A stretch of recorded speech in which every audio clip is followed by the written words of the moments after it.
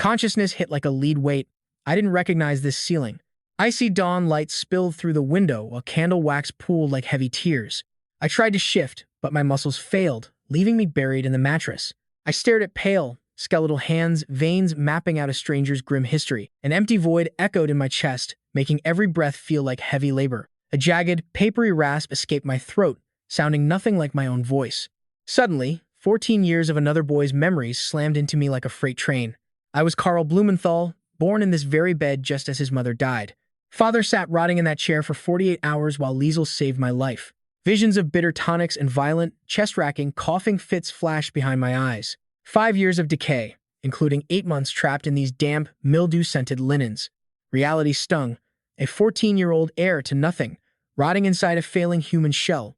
On the third attempt, my spindly legs finally managed to brace my weight. Weakness lingered, but the suffocating fire of the fever had finally burned itself out. The iron band around my lungs snapped, allowing one sweet, effortless pull of air. Dragging myself along the wall, I reached the window to see the world. Past the dirt roads and livestock, Liesel entered, carrying more useless herbal elixirs. She spotted me, the tray shattered, sending wood and ceramic shards flying everywhere. She stood paralyzed for 3 seconds, trembling as she whispered a prayer for mercy. "You're awake," she breathed. 2 girls hovered in the doorway, eyes wide with shock. Tears flowed before she could speak, but I could only stare at the horizon. The glass reflected a gaunt boy with hollow eyes. "Bring me food." Everything. Their grief turned to pure ecstasy, and for once, I felt truly alive. Heinrich Blumenthal burst in, a giant who had spent years walking on eggshells here. He stopped mid-stride, his face a mask of disbelief as he saw me standing. He lunged forward, crushing me in a desperate, shaking embrace that spoke of relief. I stayed still, feeling the raw, jagged edges of a father's pain through him. A sharp rap at the door ruined it. Father tensed, looking absolutely terrified. A boy stood in the hall, caked in the grime of a long road. He white-knuckled his cap, refusing to look up as if the floor held secrets. Ruined harvests and 4,000 gold owed to a shark named Eisenstadt in 90 days. 200 coming in, 600 going out. I solved the equation instantly. "Enough," I commanded. The boy froze, and Father's jaw dropped as he stared. "Give me the numbers, the total debt, the deadline, and the worker count." Silence fell before he answered. 4,000 gold, 90 days, 80 workers, sir. I nodded. Dad grabbed his coat, ready to go beg for more time. "Wait 24 hours, I said. "I'll survey the estate before we start begging." He blinked in confusion, his mind reeling at the strange authority in my voice. Years of watching his son die left him compliant. "Fine," he finally sighed. Kurt had managed this failing operation for 11 years, a man hollowed by failure. He trailed behind me like a nervous nurse, expecting me to drop dead. "Keep moving," I ordered. "I need to see every square inch of this land." We reached the edge of the property where the old stone quarry sat. 2 kilometers east, the earth opened up like a jagged, forgotten wound. Overgrowth choked the entrance, guarded by rotting logs that hadn't moved in ages. Kurt spoke through a throat full of gravel. 6 years of rot. The bosses vanished, the staff bolted, and now we're just staring into the abyss. I leaned over. The masonry was perfect, but the timber frames had snapped. One bad support and the whole structure collapsed, looking like a hollowed-out ribcage. "There is a fortune buried here, assuming you can stomach the work." "Show me the water," I snapped. We galloped toward the remains of the old crossing. 2 jagged stone towers rose like headstones, separated by 30 meters of churning, chocolate-colored sludge. "The floods wiped it out 2 years back," Kurt noted. "Used to be the regional pulse. Now folks take a 30-kilometer detour just to avoid the stench." I inspected the rock. Solid. The original architects knew their craft. They intended for this to stand for eternity. The foundations were anchored deep and untouched. Resurrection wouldn't require a total rebuild. We just have to finish their legacy. That 30-kilometer bypass is bleeding my savings dry every single mile. "Next, the marsh," I commanded. Kurt's expression turned ashen, like a man facing the gallows. "Sir, that soil is cursed." "Then I will walk the perimeter." We banked south toward the quagmire. A 1-kilometer expanse of shimmering black oil stretched out, reeds poking through like matted hair under a sulphurous sky. The groaning of timber and the chorus of frogs drowned out the sound of something stalking us through the weeds. "Life doesn't survive here," Kurt muttered. "Even a desperate predator stays clear of this graveyard." I prodded the obsidian muck, millenniums of decay crushed into a thick, putrid jelly. "Dry this out and you have 50 kilometers of premium soil. That odor isn't a demon, it is just raw biology." "Niederbach," I breathed. 12 households remaining. The others are either buried or long gone. Just the skeletal frames of a community that used to breathe. A dozen families clinging to a 40-house ghost town. I charted the ruins while Kurt rambled for 4 hours. On the return trip, the gears finally turned. 80 laborers remaining, 5 abandoned villages. Only 40% of the land is tilled. The pits are bone dry. Shattered bridges, toxic swamps, and paths that either swallow your crew or snap your axles. 4,000 gold in the red. Income, 200. Costs, 600. Total liquid assets, 40 gold from the old man's vault. Burning 400 annually with 90 days to conjure 4,000. I felt the crushing weight of the numbers. This isn't a catastrophe, it is just an equation with a ticking clock. Kurt's jaw hit the floor. Every puzzle has a key, I told him. Keep writing. We arrived at Annerfeld. The reek slammed into me like a brick wall. A river of sewage carved a path right through the town's spine. No runoff, no plumbing, not a single pipe. A stream of filth trickled past doorways into a stagnant, toxic pool behind the rusted mill. It sat 8 meters from the village well. I observed the slime from my saddle. Kurt? Yes, sir. They actually consume this? They don't have a choice. What is the body count in July? He fell silent. Every season, mainly the little ones. 4 last summer, 2 the year prior. I glared at the well. 8 meters. That venom is leaching directly into the groundwater. Close enough for 10 years of poison to contaminate every drop they drink. This is the true assassin. A fever is just a fast strike. This is a patient, silent reaper that kills without making a sound. Pivot, I barked. Forget the bridges, fix this filth. Kurt blinked. The sewers? Encase them in stone, cap the well, and divert the waste miles away from the source. Every village gets the same overhaul. We have the men and the shovels. I swung the horse around. Who is the sharpest mason in these parts? Kurt chewed his lip. Werner. His back is shot, but his stonecraft is legendary. Move out. We rode for Werner's place, but the boundary of the farm made me pull the reins hard. The wheat was sown in rigid rows. From this height, the tragedy was impossible to ignore. The western half was thriving, vibrant, emerald, and heavy with harvest. The eastern half was a graveyard of withered husks and cracked, parched dirt. Another crop of ghosts, I spat. Kurt kept his eyes on the dirt. Total loss, boss. I scanned the toasted horizon. Nothing but ash, he rasped. The ground was searing through my boots. That river looked like a hallucination. 100 yards away, the river sliced the valley, mocking us with a lush, green sanctuary on the far side. God loved the West Bank. Even in a drought, they bled the earth dry to stay hydrated. We were presiding over a dirt cemetery. What is the burn rate on our life savings? I snapped. 30% usually. If this heat holds, we lose half the harvest. A 400-yard ditch was our Hail Mary. Empty the swamp, I growled. Steal that current. I envisioned massive floodgates and beams choking the flow. Kurt remained deathly silent. We flushed 120 gold on shriveled seeds. I hissed. What is the damage for plumbing? He shrugged, eyes hollow. God knows. At the house, the old man haunted the corridors. He had not moved for 12 hours, locked in a silence that tasted like pure panic. His drink sat untouched. I slammed my jagged blueprints right under his nose. Scrawled figures and desperate math I had finished while the cattle drank their fill. That is our funeral, I breathed, pointing outside. And this is the resurrection. I looked at the filth. Those open sewers in town were a slow-motion execution for us. Dead men do not build empires. They just fertilize the land they could not keep. We had been a joke for 2 years. Quitting was worse than the plague. We were not broken yet. Raw muscle was our only asset. No equipment.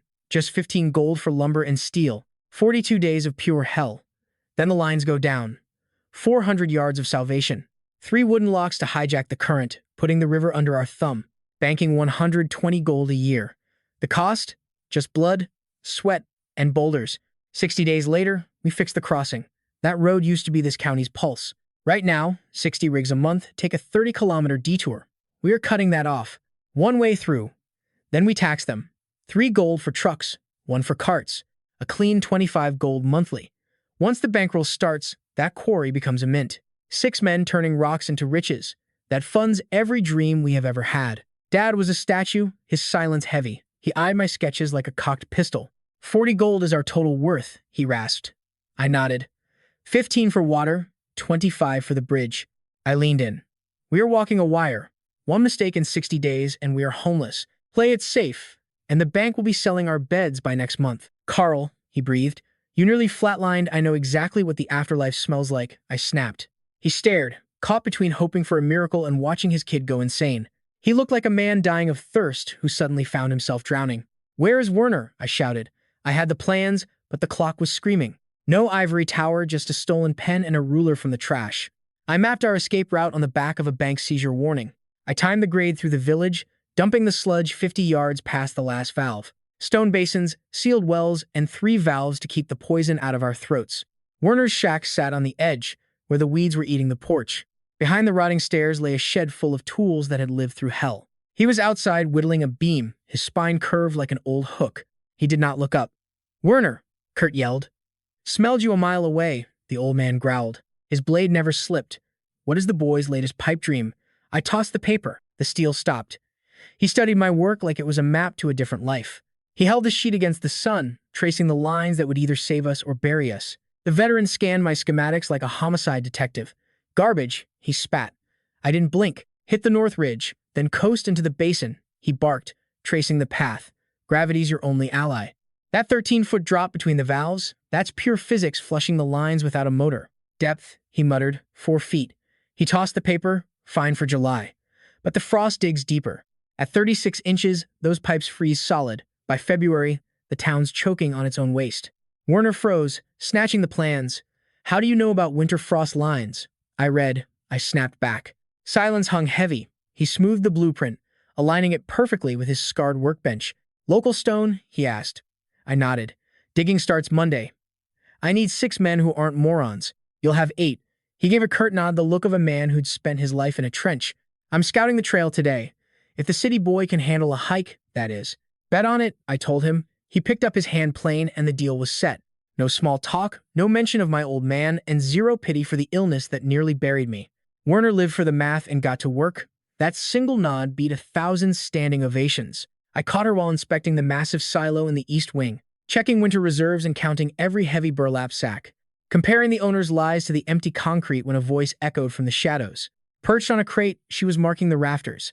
19, dark hair, face smeared with coal. She ignored me, numbers flowing out of her like some dark, rhythmic prayer. 43 rye, she whispered, 4 missing. "The boss is skimming." She hopped down, staring through me. I grabbed her slate, flawless grids showing grain types, weights, and every barrel's location. It proved the fraud. "You're the brains here," I said. "Truth is lonely," she replied. "No anger, just ice. He writes fiction. I record what's actually in the building." "Since when?" 8 months. Right after we buried my father. She leaned the slate against a barrel. "Dad kept the books. When he died, the facts died too." I stepped up because nobody else cared. "Why?" "You aren't being paid. You check the levees before the flood hits, right?" She fired back. "Willful ignorance is a death sentence." I studied her. "I need a forensic accountant for the whole region. More than this silo. Every head of cattle, every crate, every cent. I want the cold truth. The manager won't like it. I don't need his permission." She gripped the chalk, hesitating. "What's my cut?" 5% of what we recover. Cash.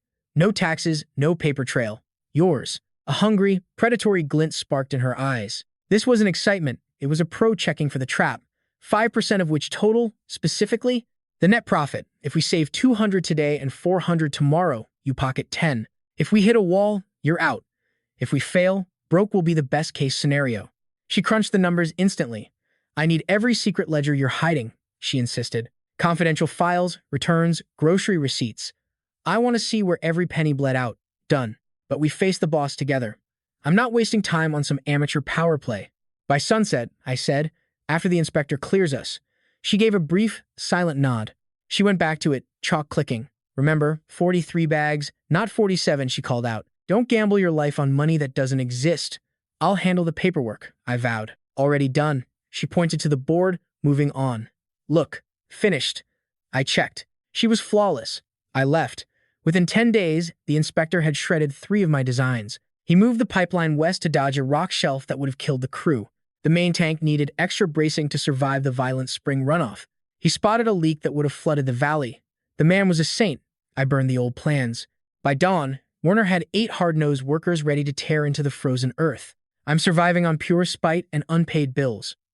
40 gold pieces sat gathering dust, while the locals bled out for 2 months just to keep their heads above water.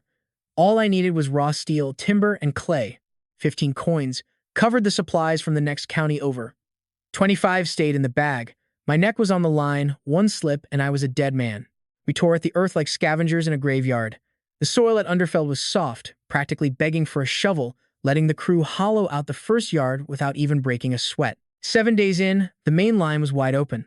The boys were already dragging massive boulders for the walls, building something that felt more like a fortress than a sewer pipe. A second team had been slamming steel against granite since Monday, their rhythmic, metallic clanging setting the pace for our desperate scramble against the clock. Marta shadowed me like a ghost, tracking the ledgers with surgical precision. She watched every laborer, every rock, and every penny leaking from our vault. She handed me the reports every midnight. 14 days in, the first leg was finished, the stones set, the trench dug, and the wellhead reinforced like a bunker. The moment of truth hit when we cracked the gates. The whole village showed up, standing in a heavy silence that tasted like a funeral. Nobody cheered. They had those empty eyes. People get after life burns them so many times they expect every hope to end in the dirt. Two old ladies stood by the path, stiff as frozen timber. They stared at that freezing, rushing current for an hour before a single word finally escaped. "Smells like nothing." One rasped. "Keep it that way," Warner barked. "As long as the water never stops." They just turned and vanished like smoke. "Don't look for thank yous here." By week 3, my real headache arrived in the form of a man named Hans Brauer. Hans's property sat right in the heart of the project, his wife's vegetable garden clinging to the south wall like it was holy ground. He had greens fighting for every scrap of sun. My blueprints dictated that the drainage had to cut right through the middle of that plot. 6 lousy yards of produce stood between us and the finish line. Hans was there at dawn, his shadow stretching long and dark against the sunrise. "No," he rumbled. He was a mountain of a man, built like a tank, clutching a shovel with knuckles white as bone. "Not on my watch. You aren't taking my family's survival." Warner looked at me, just waiting for the signal to toss him off the property. I crunched the numbers. To the west lay a graveyard of buried rock. Hitting that would wreck our gear and kill our schedule. Turning left meant fighting 10 feet of solid granite, but staying the path meant crushing a man's world and wrestling the landscape itself. That detour would add 4 yards and force us uphill, effectively killing the gravity that kept the whole system alive. The straight line was their only shot. "Hans," I whispered, my voice sharp and low. "Did the fever take your kids last summer?" He stayed silent. "I'm not judging. I'm here because every house in this town buried a coffin last year. Every single one. The water and your waste are only 8 yards apart. The earth is a sponge, Hans. It's soaking up every drop of filth you dump." He glanced at the well, then the waste, and I saw his grip on that spade finally start to crack. "When I'm finished, I promised, that water will be pure, truly clean. The way it should have been. Your children deserve a fighting chance." A heavy silence fell over the dirt. "My wife planted those onions this spring," he breathed. "I know," I replied. I looked at the lead. "Swing it left. We'll take the extra 4 yards, but drop the pit another 30 centimeters to keep the draw. Can we do it?" Warner chewed on the math for 3 long seconds. "It'll be a razor-thin margin, but we can make it work. The garden stays, Hans. We'll go around. It's costing me time, but it keeps the peace." Hans watched the stakes, then retreated into his shack. "Get on with it," he grunted. It took a day and a half, but we finally cut the path around his little slice of heaven. 42 days of blood, sweat, and filth later, the beast was buried. The network was finally breathing. 3 villages, 4 kilometers of stone pipe, and 2 pits positioned perfectly to swallow the rot. All hidden, all safe. Marta had the maintenance list pinned to the wall before I could even find a place to sit. The final tally: 15 gold for gear, 0 for labor. We walked away with 25 gold still locked in the vault. Late August brought the reckoning. Marta slammed the quarterly audit on my desk like a judge's gavel. 2 pages of cold reality. At the bottom, a red circle. Summer deaths in the valley hit exactly 4. Last year, it was 11. The year before, 9.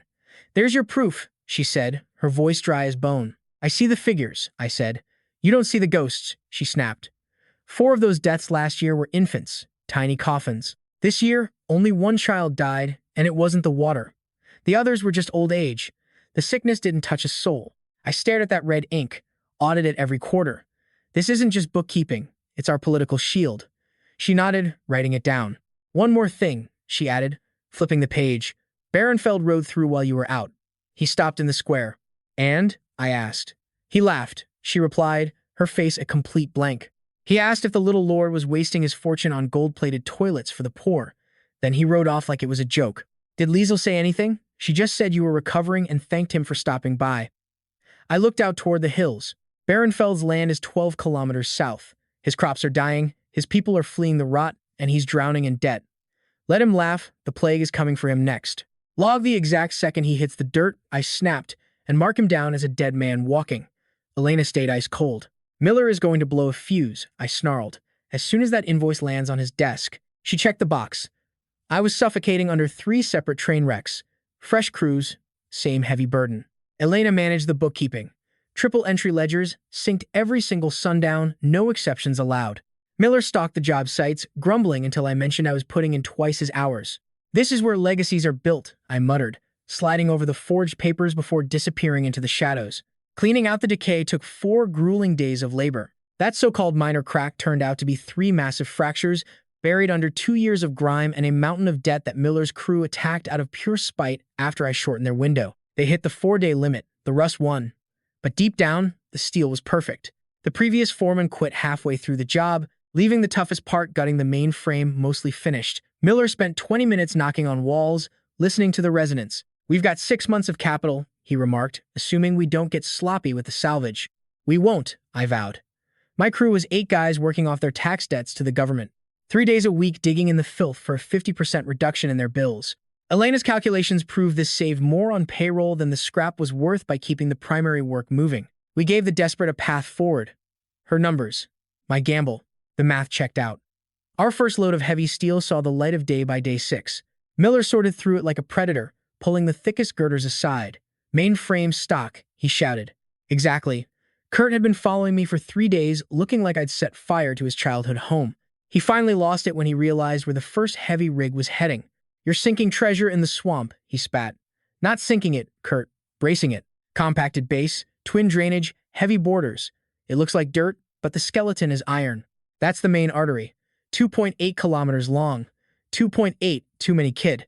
His gaze went cold. "Steel roads are for kings. The rest of us just drown in the muck. Always have." I turned. "Kurt, how many backers showed up last October?" He paused. "Maybe 12 before the storms. And after?" Silence. 2, perhaps 3. Because the mud swallows money. A man who loses a truck in October never returns in November. He warns everyone this place is a graveyard. I look down the path. A partner who stays dry brings his checkbook back. He talks, too. The iron was free, the labor was debt. This road pays for itself before winter. Kurt went quiet. We worked like a machine.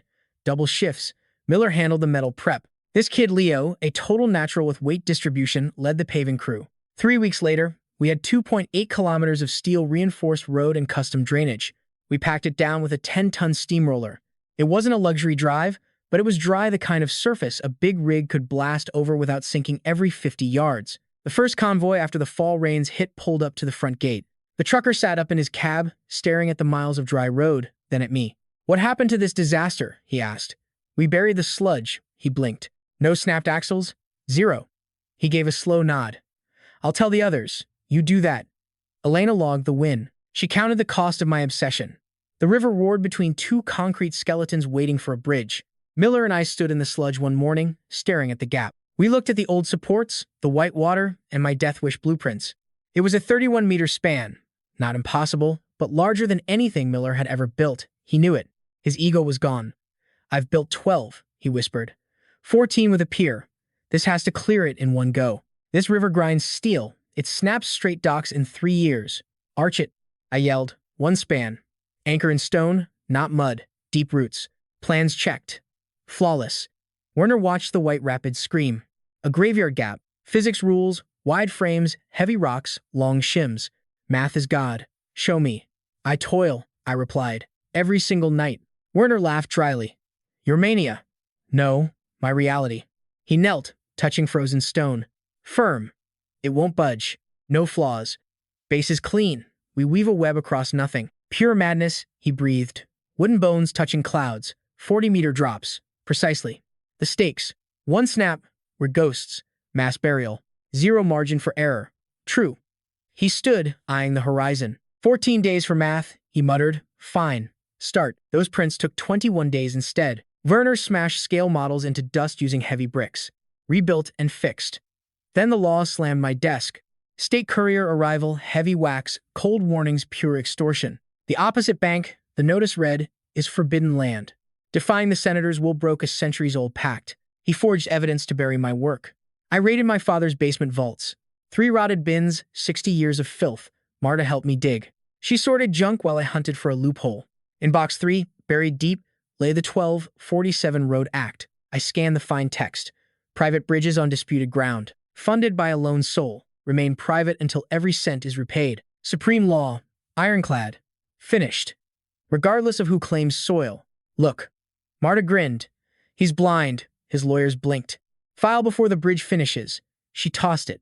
Go now. A runner raced to town with gold and paper. 3 gold spent. Losing was costlier. The shark came later. A $5,000 suit hiding a stunned predator. He walked with the ego of a dream killer. Marta met him. He brandished his court order like steel. She handed him the 1247 law. He turned ghostly. This is ancient, he spat. It's law, she said. You're done. She stared. Leaving? He fled, leaving his water untouched. She found me later, wearing a silent, lethal smirk. Caged, she breathed. He knows he's lost. Perfect. I wanted him bleeding. Cash flowed by Monday.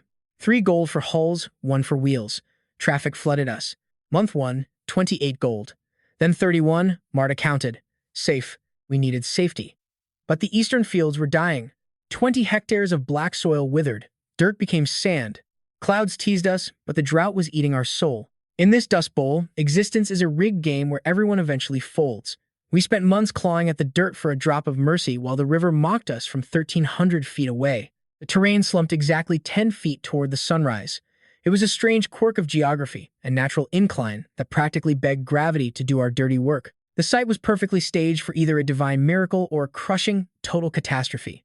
Werner and I paced the property line on a miserable, overcast Tuesday morning. He clutched that level and string like a sacred artifact.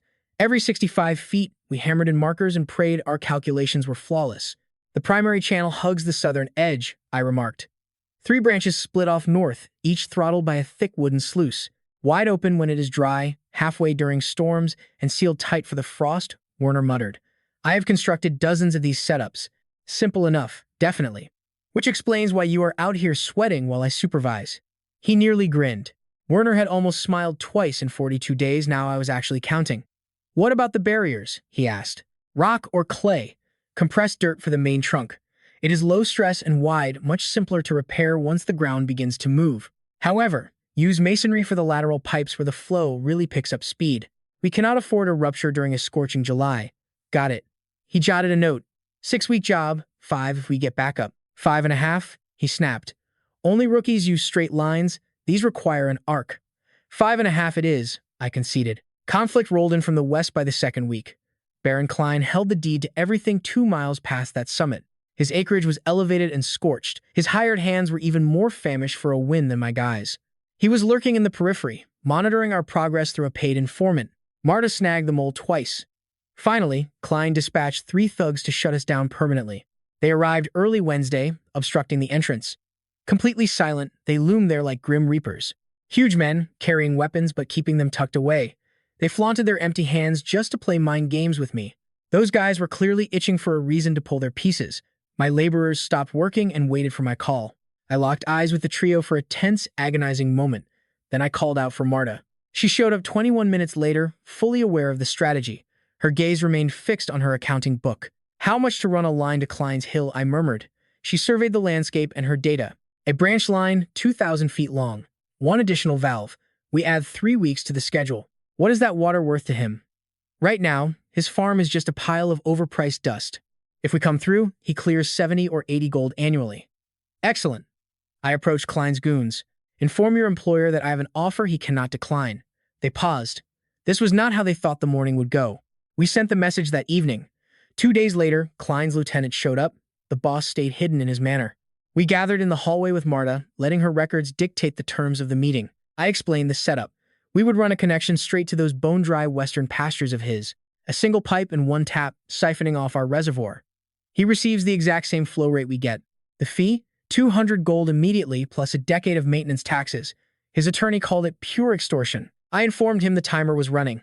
1 week. Once that passes, we cap the feed, and any new contract starts at the water's edge for a massive premium. He returned defeated 3 days later. Klein offered 120 gold. I took it. Marta pulled me aside afterward.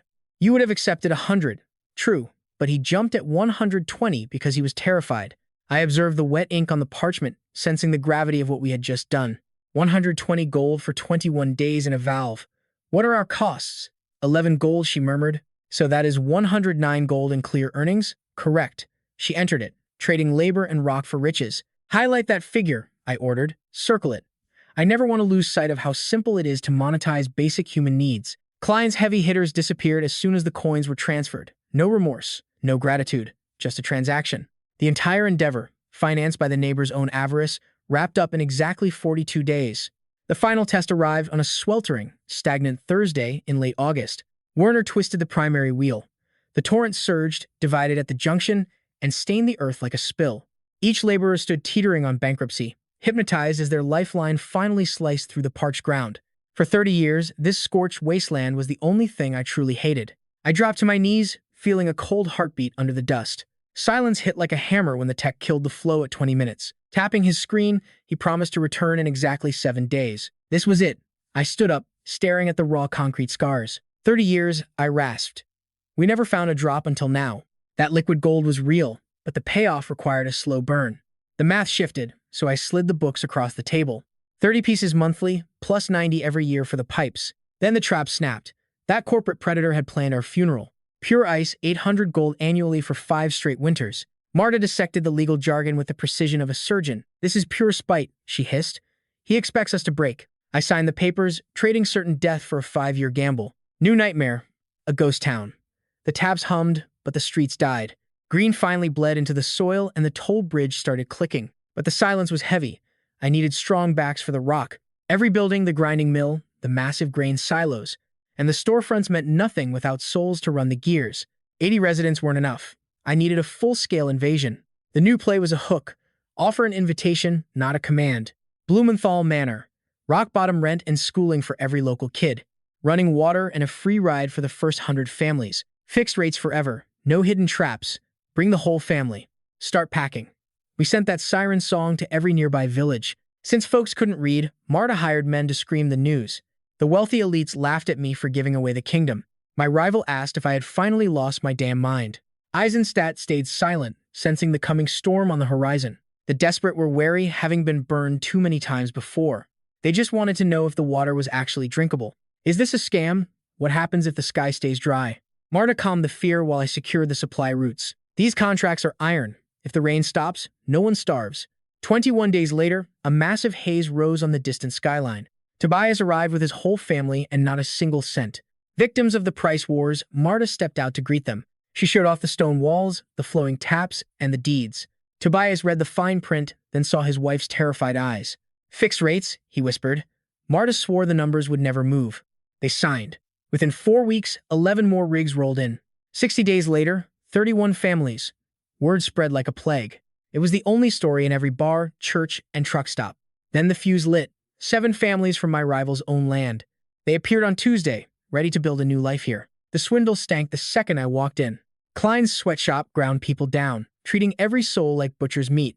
These folks had torched their savings or hoped the creditors couldn't find them here. I trailed Tobias, the heavy hired to keep the rookies in line. He didn't sugarcoat it. 3 of 7 families were trapped by Klein's debt. Just overdue rent chump change, but the kind of weight that buries a man. 62 gold pieces total. I wiped the slate clean right then. It wrecked my profit 2 months' pay, but I was buying freedom for souls. Loyalty was the real investment. Every penny spent guaranteed security for the onlookers. Cash mattered less than proving my word was solid as granite. 4 days later, Klein pulled up, looking like a walking funeral. 6 goons flanked him, his face a mask of jagged, pure spite. Perched high in his saddle, he growled, "You're poaching my labor force." "I just finished their files," I replied. He spat, "3 still owe me." "Wrong," I countered. "They're square. I've got receipts, if you're confused." His gaze froze. "You bought them. I settled the debt. They're free agents." I produced the deeds Marta drafted 48 hours ago, expecting his meltdown. Section 1231 of the Imperial Settlement Statute. Workers are freed when a third party clears their debt and the owner's paid. I held them out. "Hand delivery or post?" Klein gnashed his teeth so hard I thought they'd snap. "This is an ambush," he hissed. "I paid full price. Deal with it." He eyed his muscle, then the workers, then burned a hole through me. "The water lines," he snarled.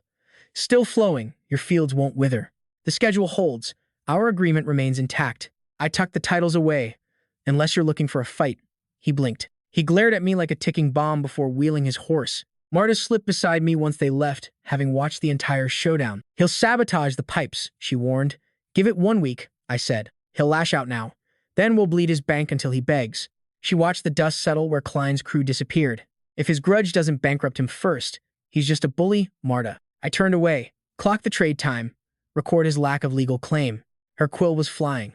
Marta really was the brains of this operation. She found me Friday with that look, the I handled something look. There's a man at the local pub, she said.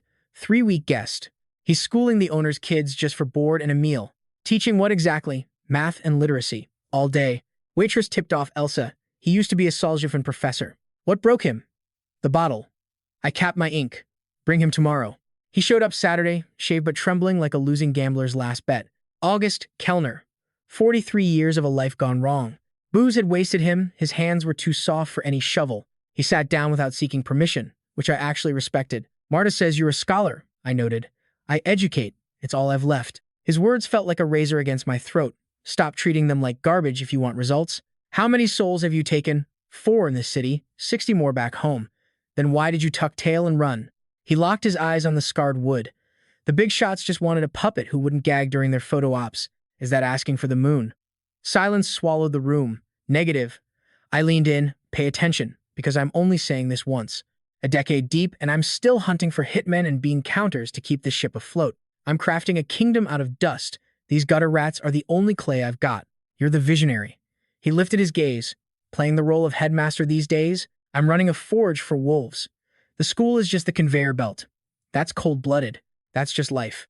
When you're starving, being heartless is the only way to stay alive. He let the air hang heavy. I come from a place with 40 children. What hellscape did I walk into? 2 crumbling shacks and 112 runaways. More arrive every month, from toddlers to teenagers. Not a single book or scrap of equipment. It's a graveyard, he rasped. A complete train wreck. Not even close. It's a clean slate. No old rot to cut out. We build it perfect from the first brick. He stared at his shaking palms, desperate for a way out that wasn't there. Through the window, hungry boys were hunting a pigeon for dinner. I'm gonna need a place to sleep, he muttered. Board, meals, and 1 gold coin a month, cash in advance. He choked. That's a king's ransom. Premium pay for a professional. I need the best. I held his stare. Keep your bottle out of sight. 1 whiff of liquor and you're out on the street. Got it? I let the weight of the words settle. The window for walking away slammed shut. Show up Monday, he rasped. Marta's got the tour. He stood up, giving a grim nod like he was walking to the electric chair, and slipped outside. Marta stepped out of the shadows. He the one? Could be. Watch his intake for 30 days. Don't intervene unless he starts drowning in it. Consider it done, she replied, flipping through the records. 160 families down the line, the well ran dry. Marta caught the scent of the coming collapse. Famine, she spat, slamming the ledger. Those numbers sounded like nails being driven into a casket. We're currently producing 60% of our food. Come July, we'll be lucky to hit 40%. I stared at the page, 310 empty stomachs. This soil wasn't going to save us. We were bleeding money just to buy loaves. What's left on the deed? The South Marsh and the low meadows? I felt a flicker of a chance. Pivot to poultry, hens and geese. They grow fast, and those eggs are our lifeline. Follow up with cattle in the marsh. The basin is poisoned. Werner needs 4 weeks for the filtration. Tell him he's got 2 weeks. I crunched the math. What's the bottom line to pull this off? She didn't blink. 300 gold to buy enough heads to keep us alive. I want breeding stock, not steaks. We're investing in tomorrow, not just tonight's dinner. We're sitting on 140. Then we ring the shark. Dietrich is our last resort. Dietrich was the only smuggler with the stones to navigate that lethal mountain pass. A city scavenger who'd been hovering over our walls, just waiting for the first scent of death. He thrived on the hope that we'd eventually bleed out in the shadows. He was a jagged edge, looking for an opening. I dispatched a runner before sunset. 48 hours later, he was smirking across the table, fully aware he owned the deck. 300 gold for the herd, I stated, skipping the small talk. Fowl, steers, hogs, and stock. You take a 40% cut for 18 months. After that, we buy your steak at market price. A clean break with a hell of a payout. He straightened his blazer. 40% for 18 months on a 300 gold gamble. I need 750 on the back end to even wake up. You'll walk with 900 easily. Marta caught my eye. The deal was inked. We kept the lights on, but we were working for the devil now. She slid the ledger across the table in silence. He scanned the numbers instantly. 35%, he whispered. 18 months. I held her gaze. She gave a sharp, icy nod. We bet that 35 was his limit. 35% over 18 months, I echoed. Plus, you get first dibs on any surplus at the market rate once we square up. That was the bait. He looked up, eyes shining with pure avarice. First crack at the extras, he grunted. You get a locked-in supply. We get the liquidity. It keeps everyone happy and quiet. He paused just long enough to prove power mattered more than cash. Deal, he barked. For 3 weeks, a dusty line of creaking wooden wagons delivered the stock in waves. 40 chickens, 12 geese, 6 cows, 8 pigs, and 200 fish for the pond. Marta put the rookies on the birds. They were green, but they knew large-scale farming. An old pro named Peter ran the herd. 6 months later, we were thriving, not just surviving. By month 8, we were swimming in extra stock. Every bit went to Dietrich, exactly as planned. Marta tallied the final haul. 940 gold from his 300 gold start. He came for his cut. He stared at the check on the wood. A 328% return, he whispered. 18 months, I noted. Unbelievable. He looked at me like I was a ghost. What's the next move? I've got a few things cooking, I said. I'll reach out for a silent partner. He drank, nodded, and left. Marta watched him go. He'll be back. Bank on it, I replied. Greed never wanders far. It happened on a Tuesday, one of those gray, hollow days when you feel the world draining away. Werner burst in at dusk, caked in mud and holding a jagged rock like a trophy. He dropped the stone onto my desk in total silence. It was a fist-sized hunk of quartz, but under the light, yellow veins bled through the rock. I stared at the ore. Where? The North Ridge, he gasped. A fresh break? He collapsed into a chair, shaken. Werner never sat. It runs deep into the mountain, he said. No telling how far it goes. 8 centimeters across. Maybe more if we really dig. He paused. It's no jackpot, but it's steady. The vein was solid. I turned the rock in the light. Honestly, the quality was bottom shelf. This wasn't a quick win. Not the kind of find that makes a man rich with a pan. This was a long game. Pulling value from this rock meant machines, sweat, and years of grinding. I know exactly what we need, I said. Werner looked skeptical. Tell me. I started sketching the mill. A massive water wheel driving heavy iron hammers to crush the raw rock into powder. Then we washed that dust over plates, letting gravity pull the gold out for us. I drew the plans as I talked. Werner understood sketches better than words. He studied the lines for 3 minutes. The wheel is easy, he grunted. Basic build. But the hammers must be iron. Cast iron, no give. We need the weight. Brand can handle the forge, keep him on task. The wood will take a beating. It'll shake itself apart without heavy bracing. That's the catch. Support beams here, Werner said, pointing. And the pivots need to be swappable. They'll fail first. I looked at his changes. He was right. How long until it's humming? 6 weeks for the frame, 2 more to time the hits so the vibrations don't sink. If they hit at once, the foundation cracks in a month. 8 weeks then. With luck, we had none. We knew the stakes. Building that beast ate 200 gold pieces from our savings. Using Dietrich's iron and our wood, Werner's crew worked for 10 weeks, 2 weeks late. It sputtered to life in late spring, coughing while Werner dialed in the rhythm. Finally, it found its beat. Marta logged 60 gold in monthly profit. A start, but no fortune. It was a cold, heartless machine, printing money from water while we slept. Marta closed the book. This clears our debt, she said. It does, and it carves a new path. I looked at the map. We can finally head toward the coast.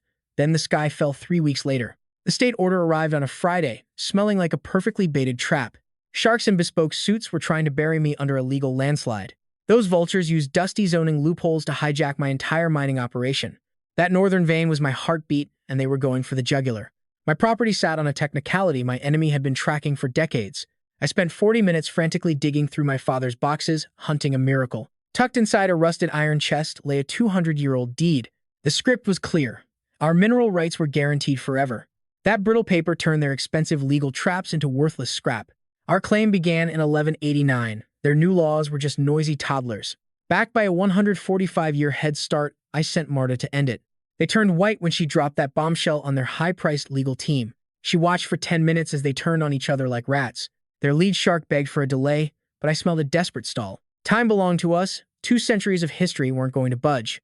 The prick actually smirked when a young girl showed up without a firm. Unfazed, she reminded him that his signature's power isn't measured by the carrier. I told her to log every bit of his arrogance for the record. She had the hour, date, and his insults documented before he stopped laughing. Trucking netted us 30 gold monthly, but we had finally hit the ceiling. Back roads are a death trap. The real fortune is out on the water. One freighter beats 50 trucks, and the coast was only 12 kilometers away. Reinhardt wasn't a brother, but he wasn't looking to stack body bags. He played every side against the middle while staying king of his hill. The docks were his kingdom, and he had a dirty deal with my rival. My enemy was just a tenant, but I was offering a total power partnership. His simple office proved he didn't need flash to project real danger. The 50-something-year-old had eyes that could spot a con from a mile away. He cut straight to the bone, skipping the fluff, which I truly respected. He already knew my setup and about those 9 heavy guns I'd bought. Dropping the small talk, he asked exactly who those cannons were for. I demanded a permanent, ironclad deal for full access to his shipping docks. The man had his cut calculated before I even took a seat. His first play was a demand for 15% of the gross. I pushed back with 10% and a 20 gold monthly floor. That steady paycheck hooked him, protecting his wallet during the slow seasons. We signed the deal in 20 minutes, the cleanest victory of my life. The room went cold as he leaned in to give me a warning. My rival was rallying 3 heavy hitters to wipe me off the map. They were mobilizing for a total war because I had bruised his ego. I had made him a laughingstock 3 times in 2 years. He snapped. Reinhardt talked because my bankruptcy would kill his guaranteed monthly payday. He asked if I heard the thunder. I told him I was the storm. The slaughter starts this spring when the ground is hard enough for the armor. I headed home to wake my ghosts. A bloodbath was officially on the clock. She was ready, mapping out the wreckage of our enemies across the desk. 3 weeks ago, the dockmaster flagged a shipment that made my blood run cold. She slammed the logs onto my desk, pointing out massive orders for flour and meat. You don't buy that much food unless you're feeding a slaughter. The manifest pointed to a hostile force of 800 troops. She whispered that she'd held the report until the proof was undeniable. Don't sugarcoat it, I snapped, even though my temper always shook her. 42 days after the truce, the first boat drifted past the breakwater. It carried extra grain and school supplies, a total front for the real deal. Hidden below were 3 gold crates she'd been saving for a market peak. Faking those accounts was a death sentence, and she knew it. I gave the okay, but she was the one with the actual plan. When they landed, she counted a clean 40 gold coins in profit. She buried the cash under port taxes and factory records. Our monthly cut came out to exactly 130 gold. I wrote that number right above a much more violent calculation. 800 killers were set to hit us the second the spring thaw started. We were putting 200 pros against 300 raw recruits. The money was good, but the clock was already ticking down. I asked her what 8 heavy artillery pieces would cost us. That caught her off guard usually. She's 3 moves ahead of everyone. I'll have the price by sunset, she said, her brain already moving. By October, her network of rats was feeding us live intelligence. A simple market tip had turned into a full-blown spy ring. She had clerks and maids sending every enemy's secret to our desk. Stolen papers exposed a dirty deal between 4 powerful families. They called it national security, but it was just pure political rot. Heritage, I spat, knowing they just wanted their slaves back. I hid the letter and asked if the March attack was still on. The winter slush would freeze the lines until March, our only hope. The stolen plans showed a 90-day blitz meant to wipe us out. 5 months isn't enough for an army, but it's enough for a trap. Those kids weren't soldiers, but they were sharp as razor wire. Those boys could calculate firing angles better than any war veteran. They moved like ghosts, stealing top secrets while looking like harmless kids. The snitches gave us the maps, but the ground details were missing. A rat can count the trucks, but they can't hear what's said in private. I needed a different kind of shadow, which led me to August. He gripped his tea like a weapon, ready to fight for his students. These are children, he argued, trying to protect them from the war. I needed scouts who could count the enemy's guns without being seen. His students had a focus that regular soldiers could never touch. He didn't look up until I swore I'd bring them home safe. If we lose, I said, do you think they'll leave your school alone? Finally, he asked how many I needed. I told him 6. I picked 6 boys for 3 suicide scout missions. Blending in as low-level laborers at the docks allowed us to map every single tower and rifle. 14 days dragged by before the leak confirmed the truth. 4 titans were ready to spill blood. 800 hostiles are descending on us. 500 heartless pros. The rest just scared kids with rusted blades. Eisenstadt cast the largest shadow, commanding a vicious pack of nearly 400 starving, desperate wolves. Klein settled our old debt over water rights, supplying 150 pieces while smaller players filled the gaps. We intercepted their entire playbook because a few drunks couldn't keep their mouths shut at the local dives. They're plotting a 3-way squeeze, betting we'll bolt like cowards straight into the heavy surf. My back-channel deal with Reinhardt was their fatal mistake. Marta turned every whisper into a map for their funeral. Dark ink stained the paper, marking the exact coordinates where they intended to rip us wide open. She tracked their heavy armor through the swamps. This isn't a skirmish. They're expecting our total eradication. Everyone has a plan until they stop breathing. Locate Werner. Tell him to watch that eastern ridge immediately. Werner remained silent for 5 long minutes, eventually gesturing toward a narrow pinch where the trail bends. Right here, he muttered. This is where they die. I nodded, knowing we just sketched their collective grave. Werner didn't hate high walls. He just knew we lacked the bodies to defend a massive fortress. Our line is stretched way too thin. A hollow wall is just a pricey hurdle they'll clear in seconds. The violence is inevitable. I told him our mission involves more than just standing guard at the front gate. I'm choking the path, forcing them into bottlenecks where every inch forward costs a gallon of blood. He scanned the 3 main roads and the broken terrain. Kill zones in the dirt, he finally grunted. Forget the walls. We need 3 fortified nests, 1 per road, hidden deep to rain fire from above. Correct. Carve a massive trench through that eastern field. Their choice. Drown in the mud or take a bullet. If they stick to the main road, they're just target practice for the guys in our pits. If they hit the muck, they're sluggish and exposed, just like I envisioned. Werner sat with that thought. Everything hinges on the east, that's Eisenstadt's door. I know. Start digging now and don't you dare stop. This must withstand a full invasion. Give me 42 days for the east, then 30 for the rest. I'll need every bit of stone that peak can yield. Done. The hammers start swinging at dawn. We labored through the freezing wind with the frantic energy of men building their own final resting places. Constructing that eastern stronghold became an exhausting, soul-crushing nightmare for everyone involved. 10 feet of reinforced stone and clay, with a secret sniper post tucked deep in the rear, a crude ditch out front, and a 6-man bunker watching 400 meters of certain death. That western lookout sat right on the junction, letting a skeleton crew paralyze 2 roads at once. Werner carved the northern hideout directly into the cliff, using the mountain itself as a shield. He took a silent pride in the build, eyeing the frame with a look that almost seemed joyful. It possessed a cold, utilitarian beauty where every beam and stone served a dual purpose. With this 40 years ago, the world would be different, he sighed. Already eyeing the next war, I asked, "You think the killing lasts forever? I'm building this so I can finally walk away for good." Marta's notes first mentioned that foul, sulfuric stench rising from the marsh during the pipe installation. She assumed it was just a ventilation problem for the men stuck working in the sludge. She missed the potential, but I knew exactly how precious that stink really was. One bitter dawn, I spent 2 hours studying the film coating the rocks near the stagnant water. Dirty amber crystals, just as I'd suspected. It was crude and unstable, but it was enough. The rest fell into place fast. We extracted carbon from the massive kilns Werner's team kept burning. Sourcing the blasting salts was a tedious grind. I stashed the whole setup in the dark southern warehouse.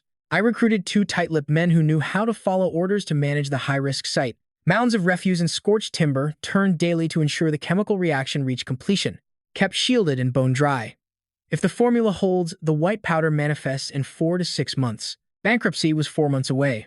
I carried the weight in silence until the first frost turned the world white. Inside his cramped shop, shadows danced while the blizzard hammered against the cedar walls. We sat in a heavy silence for 20 minutes, staring at the lethal outline of my invention. It looked like a basic metal pipe, but the master saw the danger beneath its skin.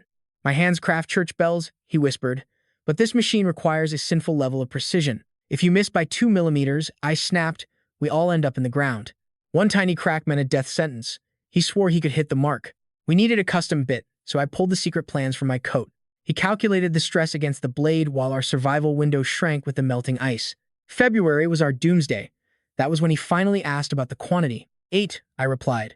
He looked at me like a ghost, 8 monsters in 90 days. I never blinked. He took a shaky breath and realized we needed more experts immediately. "Get the best talent in the city," I ordered. He nodded with a hollow stare. One fear kept me cold: whether my homemade fuel actually had enough teeth to bite. The powder was pure violence. The only question was if his bronze could hold it. He closed the books and bound our future together with a leather strap. "February," he promised. Back home, our business was only scraping by on 60 gold pieces. We were bleeding cash. Every single cent was poured into this desperate shield. Raw metal cost 180 gold, inflated by the criminal fees at the docks. Fuel and wood burned another 40. He was basically working for his own life. 220 gold had vanished. We had 35 pieces left and no safety net. If one crop failed, we were finished. Those 35 coins were all that stopped the fall. That terror kept me awake until mid-February, when the first casting finally stopped glowing. 5 of us dragged the beast into the snow against a screaming wind. The barrel sat on rough timber instead of a proper combat mount. I aimed at an old oak 200 yards away and took the flame myself. 80 grams of death went into the throat, followed by a heavy iron ball. The science was solid. He stepped up with the torch, his knuckles white in the cold. There was no boom, just the sound of the world splitting. The bronze vent shattered. A sickening crack echoed as the metal failed, throwing us face first into the mud. We were alive, but a hot shard of metal was buried deep in his arm. He pulled the scrap out without a sound, staring at his ruined pride. "I rushed it," he wheezed. "I made the walls too thin to save time. Pressure always finds the weakness." He looked at the wreckage, then the blood on his hands. He begged for 48 hours to try again. I counted our last 35 gold. A second shot would cost 25. That left us with 10 pieces to survive on. Do it, I commanded. 11 days later, a massive, reinforced giant left the fire. He thickened the rear and used a forged sleeve to protect the fuse. He fixed the cooling process to stop the brittle snapping, explaining every desperate change. We returned to the ice that Tuesday, starting with a safe 60-gram charge. The shot went wide. The frame was the problem, not the gun itself. He fixed the sights. By the third blast, that ancient tree was nothing but splinters. He stood frozen, staring at the smoking crater where a landmark used to be. Then reality hit like a hammer. We still needed 7 more before the moon turned. 10 gold pieces left. One more mistake and the dark takes us all. Your failures were just expensive lessons, he croaked, scanning the horizon before diving back into his schematics. 42 days, 7 steel nightmares. Our heavy hitter was a foundryman named Brant. He had the ice-cold nerves required for this suicide mission. Werner gave him the full rundown on every custom technical modification.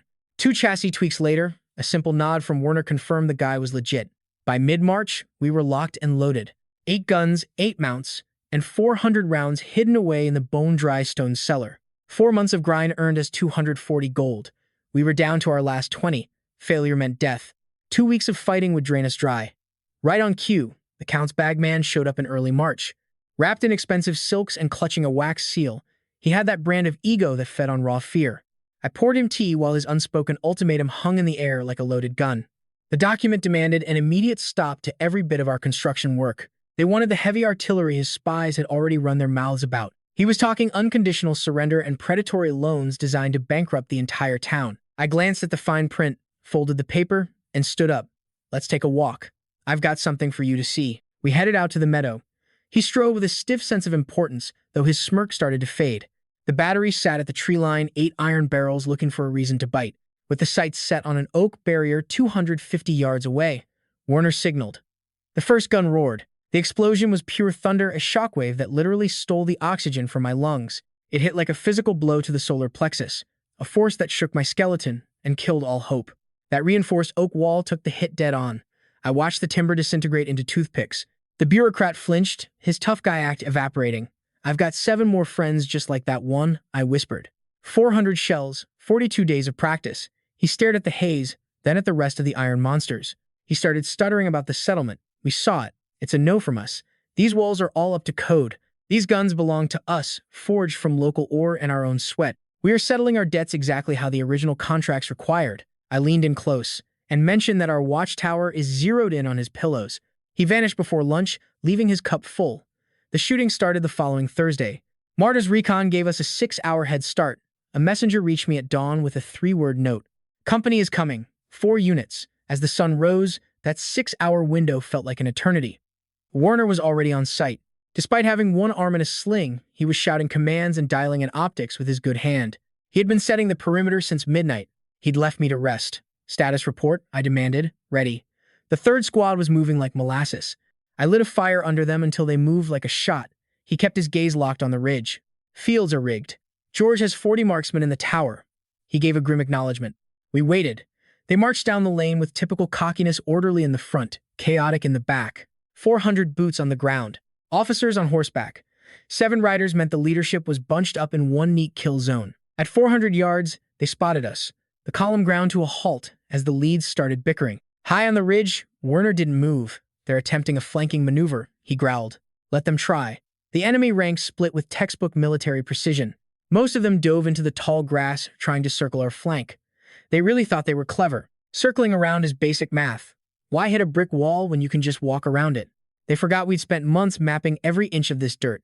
Our setups were incredibly simple. Improvised charges with pressure plates, buried exactly where they were forced to step. We weren't looking for a bloodbath. We just wanted to crush their will to fight. The vultures arrived in tailored armor, radiating that greasy arrogance only laundered millions can buy. I initiated the first sequence, 3 surgical digital strikes, exactly 20 seconds apart, just to prove I was dangerous. It was psychological warfare, not a massacre, but those soft downtown litigators crumbled like tissue paper when the pressure mounted. Their lead counsel didn't last 10 minutes before the sheer weight of the situation shattered his composure. 7 high-priced sharks stood frozen, watching their lucrative careers vanish into a cloud of digital smoke. 3 resigned instantly, 2 slipped out the back, and the remaining pair walked into a public relations slaughterhouse. Their master strategy didn't just stumble, it evaporated, leaving them clutching a handful of thin air. Total bedlam broke out. The partners screamed into the void while their staff focused solely on saving themselves. Their billion-dollar merger turned to ash in 15 seconds, signaling me to unleash the attack dogs. My sister locked eyes with her team and gave the word, shred them, but save the remains for the deposition. Lethal files started flooding their tablets in waves, turning their tactical exit into a frantic, undignified stampede. In under 3 minutes, we pinned them to the mat with 12 separate, crushing lawsuits. We exploited 6 massive flaws, but the death blow was watching 400 key investors pull out in real time. The executives were stranded, desperately ducking paparazzi while their idling limousines became symbols of their defeat. It took only 3 minutes to dismantle their legacy, and the look on my wife's face was pure triumph. She stayed pressed against the window, tracking their frantic retreat like a hunter watching a wounded animal. "Look, the CEO is actually running," she shouted. "He's desperate. Who's still standing in his corner?" She glanced at the street. "Maybe 150 sycophants. The smart rats already bailed." I didn't even look.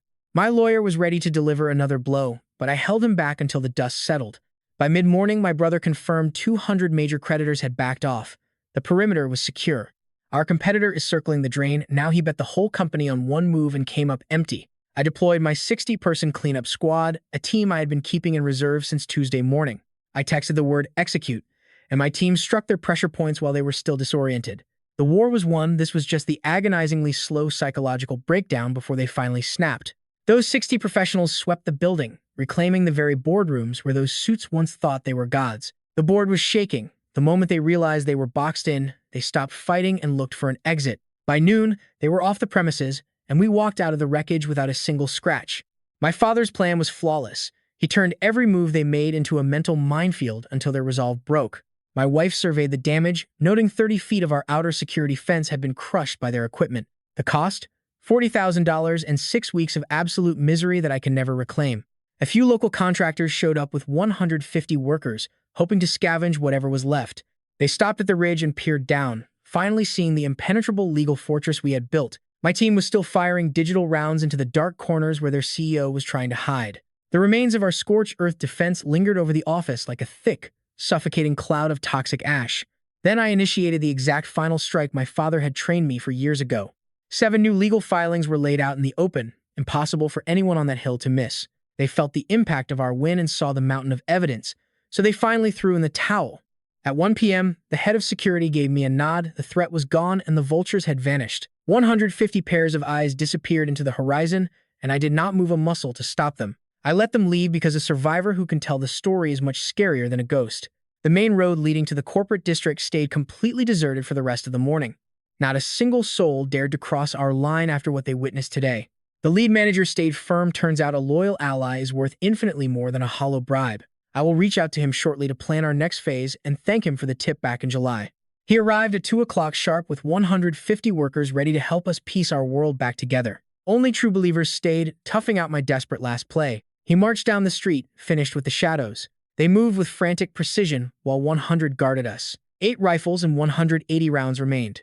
Werner bled. Despite a ruined arm, he tracked targets from the turret. The motorcade stopped 200 meters out. He looked regal. He sized up our defenses and that old family flag. It was just ancient branding, irrelevant for 50 years.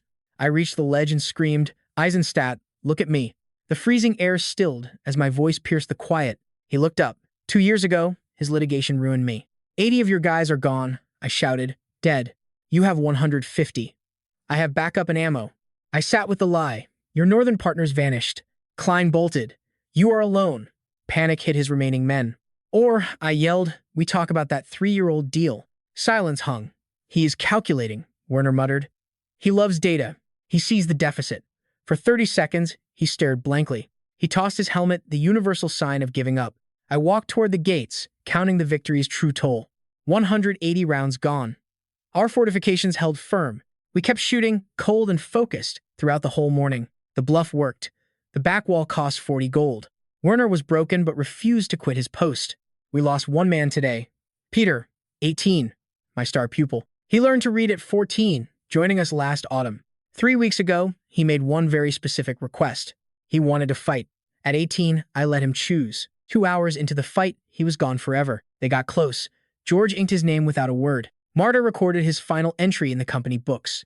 She wrote, Star, Peter Hausman, age 18. Academic leader. Our only reader died in battle on March 3rd. Tears welled up. I faced him. Cash, 20 gold. Repairs, 40. Debt, 20. We won, yet we were broke. Not mercy, just math. He walked in, head hanging low. He was a massive man who still commanded the room. He glared, looking like a man who hated his calculations. We sat down together in the central meeting hall. Marta waited. I slid the terms across the beaten table. 1. Borders are final. No more lawsuits or land grabs. 0 violence. He has 30 days for the legal filing. 2. 1,000 gold and penalties to cover my debt. That hurt him. 3. The October Pact is officially dead. We are ending it and informing every federal agency today. He clawed through the legal jargon, panicking for an escape. 1,000 bucks, he spat. That won't keep the lights on. You're bleeding out. These borderlands are just roadkill now. You never owned that land. The air went ice cold.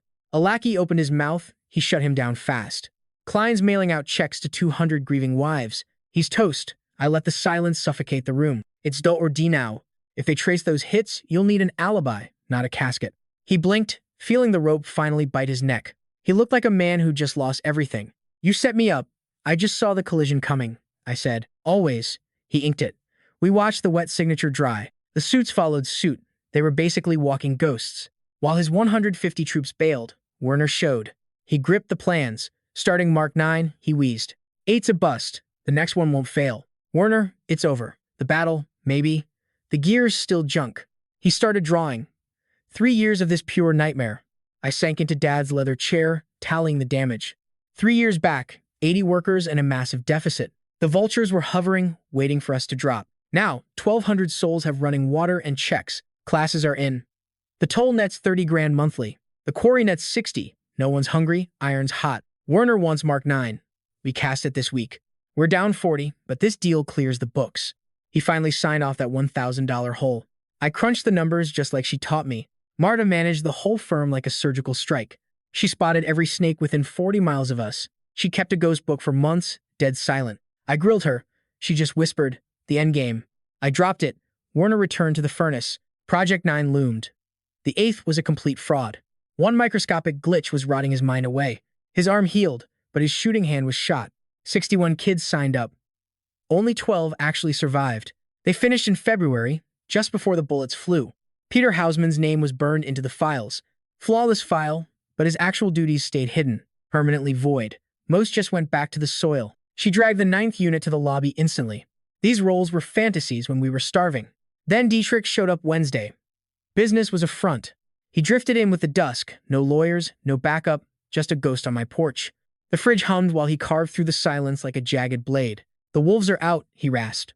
Our firm, I asked. No, the board. He slid a thick, blood-red file toward me. No return address. No names. The vote was Tuesday. The project name? Clean slate. It is war. I stared at the folder. Half want your tech, he said. The others want you dead before your code bleeds them dry. Release it and they burn. He pushed the wax seal toward me. My name sat there in cold, black ink. You are the target, he whispered. In exactly 21 days, my sick dad was sleeping right upstairs. I thought of the offshore servers, the only insurance policy I had left. Version 9 was ready. Version 8 was trash. My lead dev was gone. I grabbed the red file and barked for Sarah. She was already there. She had been listening. She knew. I am on it, she said flatly. Lock it down. Own the network. She nodded, already 10 steps ahead, Jack. He emerged from the dark. Get version 9 up before I hit the gate. On it, he promised. No going back now. I shredded the contracts. Wait. I want dirt on every director, every skeleton and secret they are hiding. A cold, dark smile finally spread across the stranger's face. I prepped that file on my drive over, he confessed. I know your fuse. 24 months of babysitting, you told me exactly what you would do. I breathed. Good. Let us burn this whole crooked system to the ground.